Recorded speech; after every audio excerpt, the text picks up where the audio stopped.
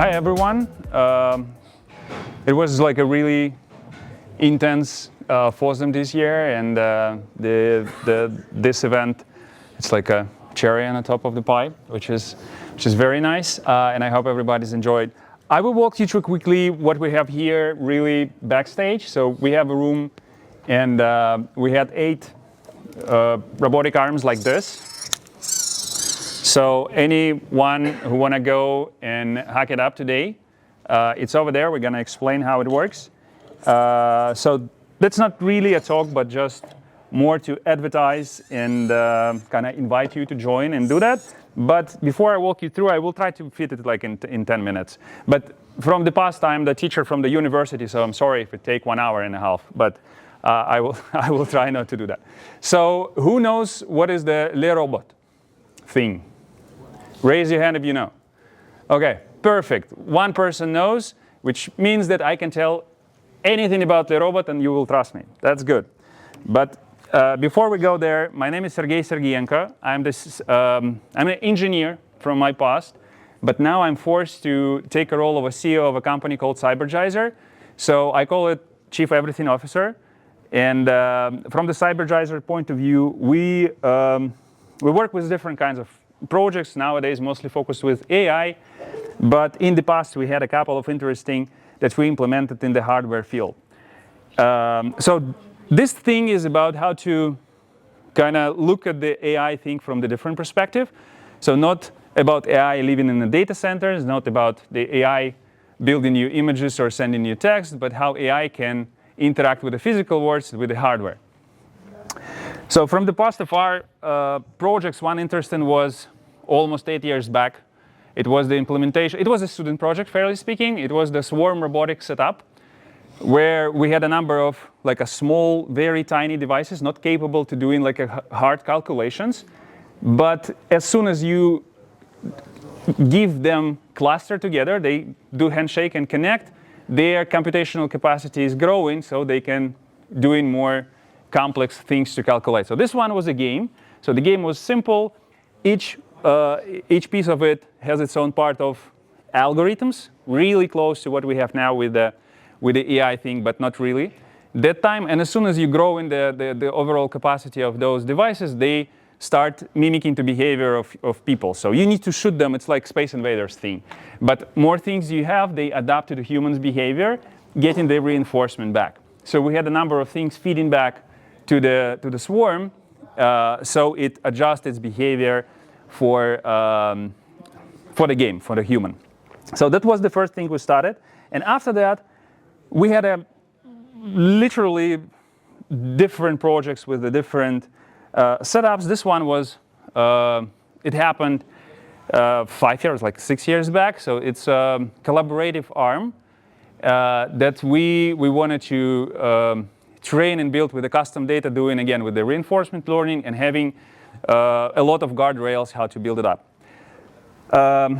So what I'm gonna talk you today is that if you want to start doing any hardware thing, it's really costly. So this robotic arm costs $25K, and the whole setup is very appropriate and like it's a very close thing.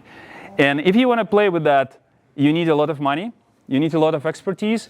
And in most of the cases, that's the vendor lock, so you cannot apply this expertise anywhere out of the framework that you're working.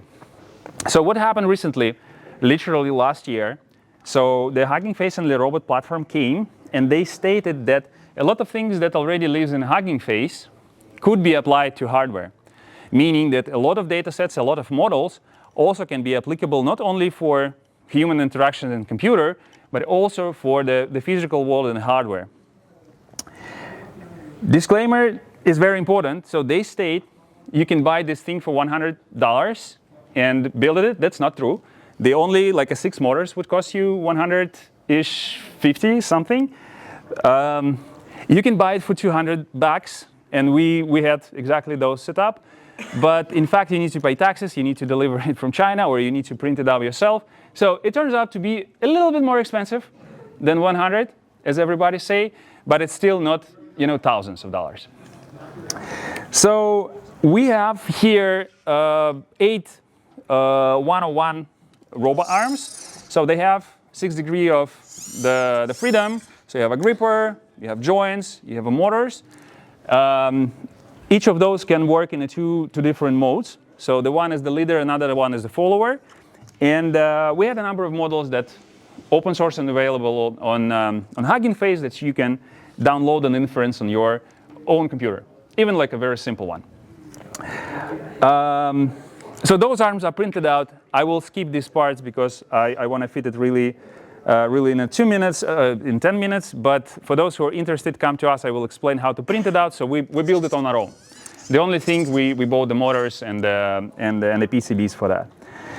So we're going to have a couple of scenarios that we offer for everyone to try, from the very manual mode, where you can operate with one hand, and another hand is somewhere remotely mimicking what you're doing, and you kind of do that like a daily operations. Another mode when you gather in the data sets, and these data sets can be fine-tuned and then reapplied to do some automations. This, the whole thing, introduced the idea that is called tokens in, tokens out.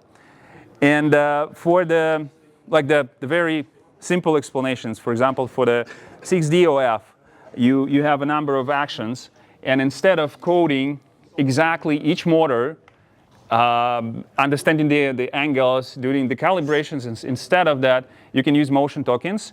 And the whole programming things, you really literally push it on the top level. So now, operating with this arm, first, it's cheap.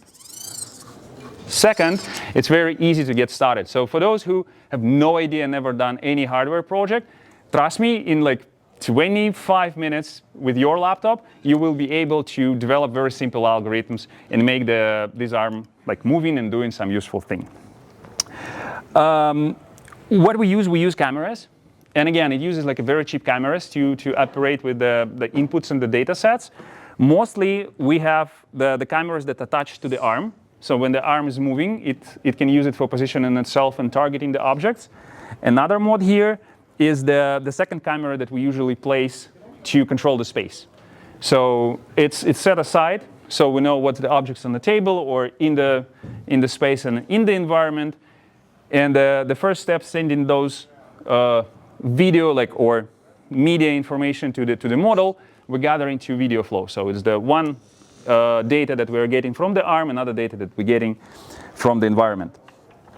The second one, we use foundational models, which is very important, because as soon as you start training gathering the data set and training your models, you don't really want to train really deep things. So we use LLMs, existing LLMs that can do the text, and we put on top of it the data that is really dedicated, devoted to the hardware piece, to the motors and the data that controls the motors.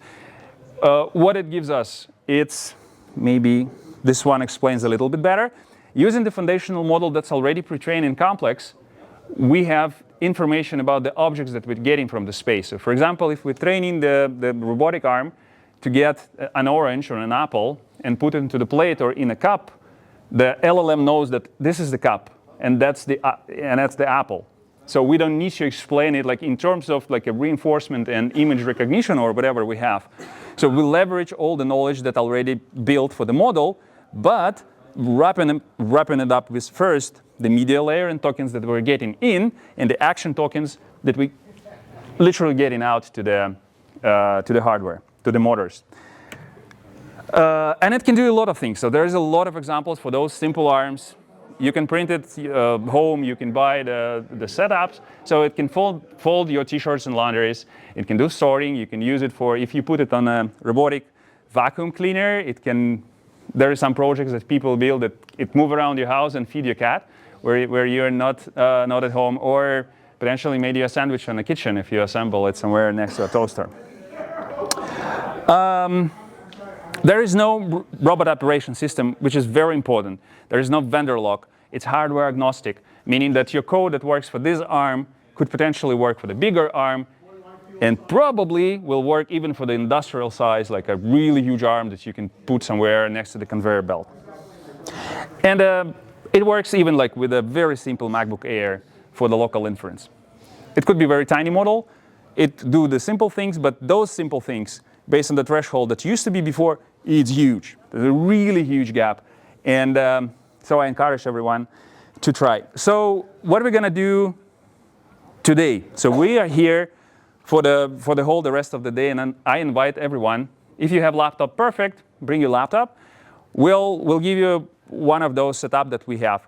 We have different robot arms with already pre-trained models, but if you want to do your own, you can take an arm, download and install the robot framework, and gather a little bit of data set, and try, for example, to do arm-to-arm collaboration, or image recognition, or detecting the objects, or something like that. Those are very simple.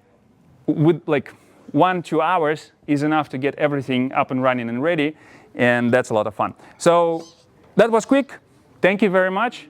Everyone who is interested, we're backstage, and I hope to see you there after lunch. Thank you very much, guys.